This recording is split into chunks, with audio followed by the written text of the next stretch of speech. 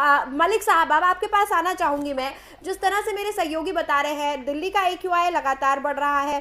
वहीं अगर बात की जाए नोएडा की, NCR की, फिर चाहे बुलंदशहर की बात हो, हमने कुछ दिन पहले कानपुर का भी देखा था, कानपुर का AQI 500 तक पहुंच चुका था।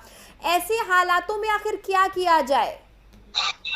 देखिए मैडम, बहुत ही गंभीर प्रश्न है आपका। क्या किया जाए? एक तो मैं ये बता दूं कि ये जो प्रदूषण की समस्या है, ये कोई अस्थायी समस्या नहीं। अब पूरे हिंदुस्तान में प्रदूषण की समस्या एक अस्थायी समस्या बनेगी। हाँ। और ये AQI होता क्या है, दीपावली के आसपास हाँ। ये AQI बढ़ता है तो कहीं ना कहीं आरोप प्रत्यारोप का सिलसिला। जैसे मैं आपकी रिपोर्ट देख रहा, आप कह रहे कि भाई जो है पराली जलाने से या पटाखा जलाने से, मैं मानता हूं कि भाई प्रदूषण बढ़ता है, लेकिन अगर हम पराली ना जलाए, अगर हम पटाखे ना जलाए, तो क्या हमारा AQI 60 से नीचे दिल्ली में रहेगा?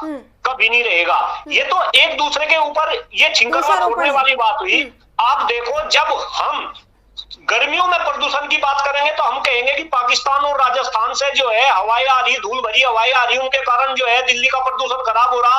अब अगर हम सर्दियों के प्रदूषण की बात करते हैं तो हम पराली और पटाखे के ऊपर जो है छिंगरवा फोड़ने लगते हैं। तो कहीं ना कहीं इस समस्या का हमें समाधान निकालना पड़ेगा। दूसरी बात, आपने बहुत ही अच्छी बात कही, क्योंकि हम NCR के अंदर है और अभी सबसे बड़ा दुर्भाग्य है कि जिस क्षेत्र में बैठकर हम ये डिबेट कर रहे, मैं भी ग्रेटर नोएडा के अंदर हूँ। ग्रेटर नोएडा फिलहाल पूरे विश्व का सबसे प्रदूषित शहर आज ग्रेटर नोएडा और गाजियाबाद का क्षेत्र है।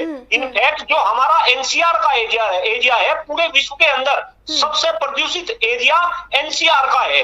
और ये NCR का नहीं, अब तो पूरे हिंदुस्तान में भी आपने जो है कानपुर की बात बताई। तो हमें सभी को इस अस्थाई समस्या का, जो समस्या अस्थाई हो चुकी, जिसको आप अस्थाई बताने की कोशिश कर रहे हैं, मैं फिर अपनी वर्डिंग को दोहरा रहा कि प्रदूषण की समस्या अब हिंदुस्तान के अंदर अस्थायी रूप से हो चुकी। और ये केवल NCR की समस्या नहीं, ये पूरे हिंदुस्तान की समस्या है।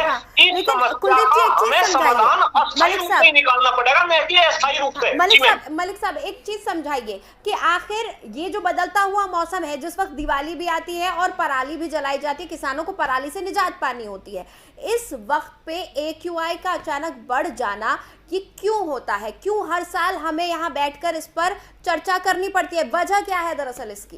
देखिए मैडम, ये जो मौसम है, इस मौसम के अंदर जो हवा है, हवा का दबाव बहुत कम हो जाता है।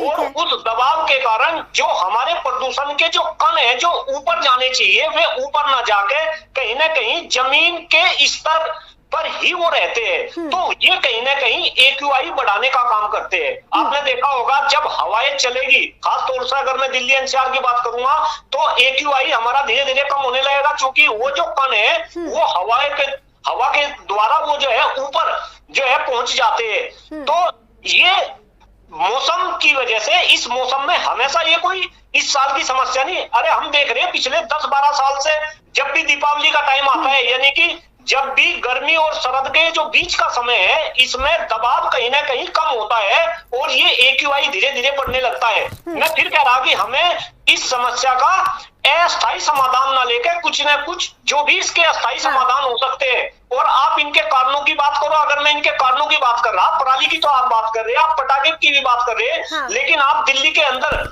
जो बढ़ता वाहन है, जिस तरीके से जो है यातायात की व्यवस्था है, आप उसकी बात करो। सड़कों के ऊपर और कारखानों के अंदर जो प्रदूषण कारखानों से और सड़कों से हो रहा, उसका आप बात करो। निर्माण कार्य में जो है प्रदूषण निर्माण कार्यों से हो रहा, आप उसकी भी बात करो। इनके ऊपर भी कहीं ना कहीं हमें बातें करनी पड़ेगी।